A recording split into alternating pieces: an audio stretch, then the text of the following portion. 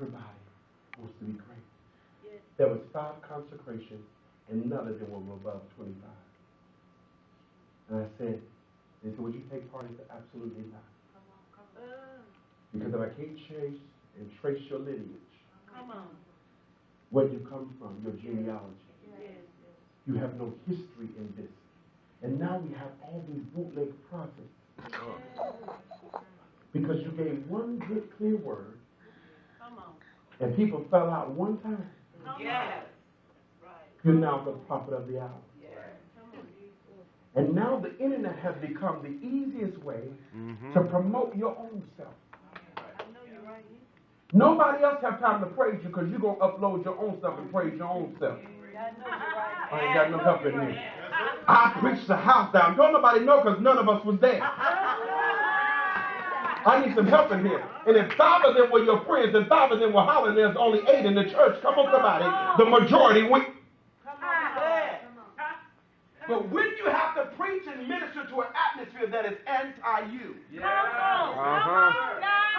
and those that can't stand your guts can open up their mouth and truly say that God was in the, I don't like that Negro. I wish I had the, I don't like that Negro. Come on, somebody. But I cannot deny the fact that God is on his life. That's how you know you have arrived. When you have to, you don't run from a place that is anti-you. You stand in that place and you grow in the place. The greatest learning ground is the place that don't want to receive you. Because if you can succeed in an anti-you environment. Oh God. Saints of God. When I'm going down there where people like me, they're not going to like you for long. Especially when they think you're coming to take their position. I know you're right.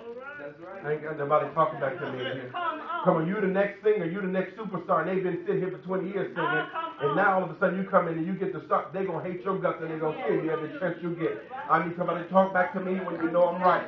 I'm telling you, saints of God, there is a motive that is operating in the church, and God said to me, somebody's got to get up and somebody's got to kill it. And that is the spirit that is over this region, that is fighting leadership. Come on, somebody. And people that really have the real oil. There is such a spirit of division over the city of Birmingham, and it's all in the surrounding areas where we're not going to support you. We're not going to build you. We're not going to push you, but you know we got the oil. When didn't nobody know me, we were cool. I wish I had some help. But now that I'm on the uprise, you can't stand my guts. And God is saying, guess what?